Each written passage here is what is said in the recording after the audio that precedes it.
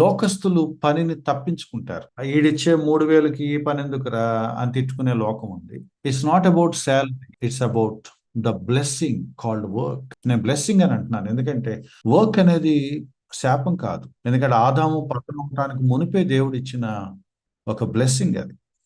నేను పని చేసినప్పుడు ఐ రిఫ్లెక్ట్ గాడ్. నేను పని చేసినప్పుడు నేను దేవుని పోలికలో చేయబడ్డాను అంటానికి గుర్తు అది. సో ఎవరు ఈ పని చేస్తారు అంటే నేను చేస్తానన్న ముందుకెళ్ళటంలో you are reflecting God's image. నేను ఖాళీగా ఉండను, లేకపోతే నేను ఐడియల్గా నేను బద్దకించను. నేను క్రియేటివ్గా పని చేయడం నాకు ఇష్టం. Because I want to reflect the image of God in me. Grab the work, give your best, update, ఇవన్నీ బయట కార్పొరేట్ సెక్టార్లో వినపడే స్లోగన్స్ అనమాట. దేర్ ఆర్ మెనీ పీపుల్ వాళ్ళ శాలరీలో కొంత పోర్షన్ వాళ్ళ స్కిల్స్ని ఎప్పటికప్పుడు అప్డేట్ చేసుకోవటానికి ఖర్చు పెడతారు. మీరు ఎవరైనా ఎంప్లాయీస్ ఉంటే ఈ మాట సీరియస్గా తీసుకోండి.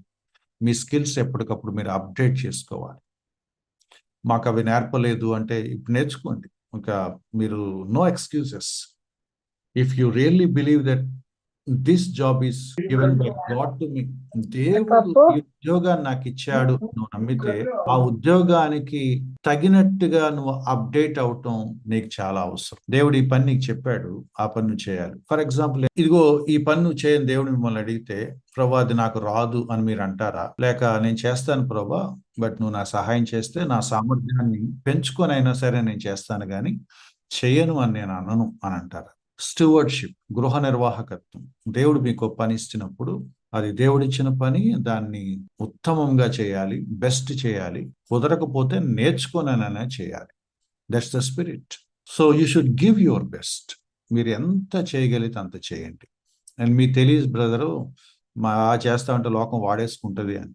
లోకం వాడేసుకుంటుందని నీ లోపల ఉన్న గాడ్స్ ఇమేజ్ని మూసేద్దామా? లోకాన్ని పక్కన పెట్టి దేవుణ్ణి రిఫ్లెక్ట్ చేద్దామా?